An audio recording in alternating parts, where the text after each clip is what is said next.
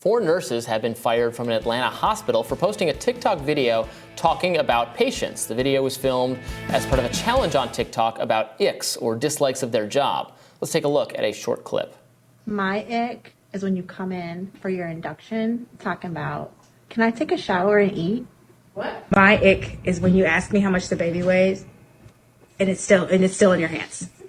Dad comes outside and asks for a paternity test right outside the room door.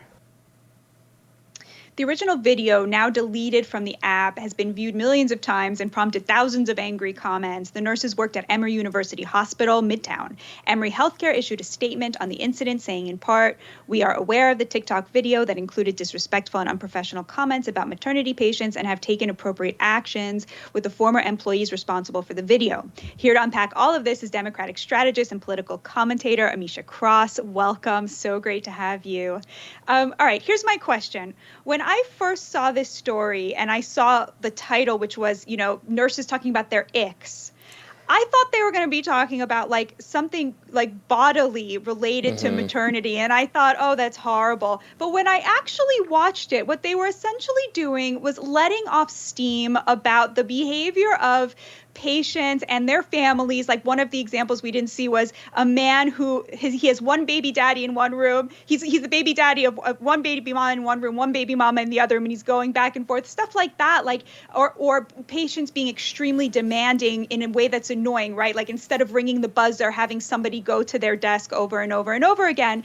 And then I thought, they were letting off steam. Is this really so bad? What do you think, Ameshia? Absolutely thought that it was horrendous. I saw it while it was trending over the weekend as well.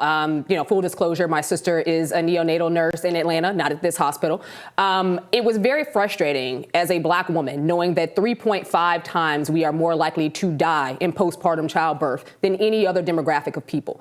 These are individuals who have taken it upon themselves to enter a career field where especially in the city of Atlanta, at one of the largest hospitals, what your demographic base that visit this hospital actually looks like.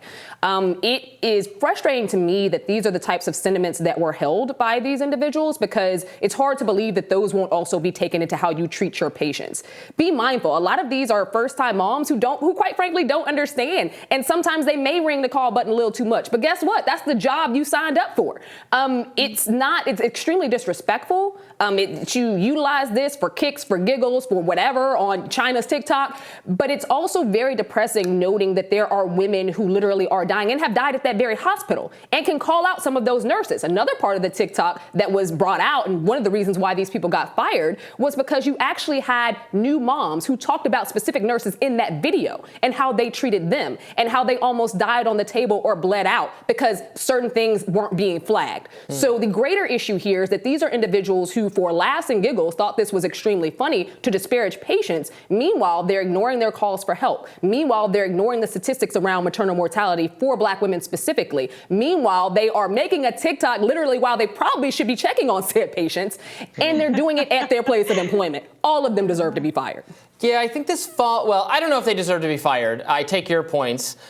This does fall under the category of just because social media exists and it's now very easy to share your every waking thought with the rest of the world does not mean that it's a good idea. This is probably the kind of banter that should be reserved for after work drinks or something where, you and your colleagues get together and complain about something. That's something everybody does. That is not illegal, should not be illegal. Shouldn't you lose your job for that. But you don't know what's going to go viral on social media. You don't know if you put something out there, if no one's going to see it, or 10 people are going to see it, or if millions of people are going to see it. And they're on the clock there. They're in their place of work. Now, all that said, I didn't find it particularly over any line. If it was me, I don't think I would have been that upset with it. I might have just said, hey, or I would look at what the hospital's social media policy is for employees. I'd say, hey, here's what our policy is. Maybe keep in mind that you shouldn't be talking this way. I did find of course, maybe a mother wants to know how much her new baby weighs. Well, what do you mean? You can't tell when you're holding something how much it weighs necessarily. That was kind of odd. Not that I would not have necessarily had them fired. No, but I think her problem. Okay, I'm sorry. I am going to take their side just because it's like, okay, but like I think her problem is like asking her to do something while you're making it impossible because she's still holding it, right? Like asking her a question that she has no way of answering because the baby's in your arms, so she can't weigh it. I see. I don't think her process was lost on me. I think that it should have been kept in her head and not put on social media. There are a lot of things that we think at work and outside of work that we should not publicly display. But when you have patients that are in their most vulnerable position, and I don't think there's a more vulnerable position for any childbearing individual than actually being in the hospital and being subject, especially when you know the outcomes for people who look like me, and being subject to people who are laughing, jeering, and making fun of your circumstance or making fun of the demands or the things that you're asking for during that time. That's why this is so sensitive. They are trained to not do specifically around how you treat these patients. And they went against all of that for a segment of likes and reshares on TikTok. Yeah. Yeah, I mean, but I think it's okay for us to be offended by something and still not call for someone to get fired. No, I wouldn't want to go to Emory Hospital. I wouldn't want to deliver a baby in Emory Hospital after seeing something like that. That's the issue. You have people who see this who will choose other hospitals in Atlanta because they fully recognize. And again, people retweeted this who have actually been served at Emory by some of the people in this video. Meanwhile, these are people who had blood pressure issues, who had blood clotting issues, who literally almost died on the table. So while they're over here laughing, jeering, and living their best lives and acting tomfoolery on TikTok for likes, you're talking about women who barely survived giving birth. Yeah. It's not funny. It's not cool. And all of them deserved beyond the reprimand they got. I'm sorry. And I hope they don't get hired at any other hospital because that's beyond disrespectful and unprofessional. Yeah. Strong views, strong views. I see where you're coming from, obviously. And if people had issues with those specific nurses and people don't want to select that hospital because they saw that video, then obviously the hospital is going to need to do something about it. So very interesting. Well, tomorrow on Rising, political analyst Jason Nichols and co-founder of Base Politics Brad Palumbo will weigh in on Senator Kyrsten Sinema's defection from the Democratic Party. Should be spicy. We'll also continue to follow the latest uproar surrounding the Twitter files.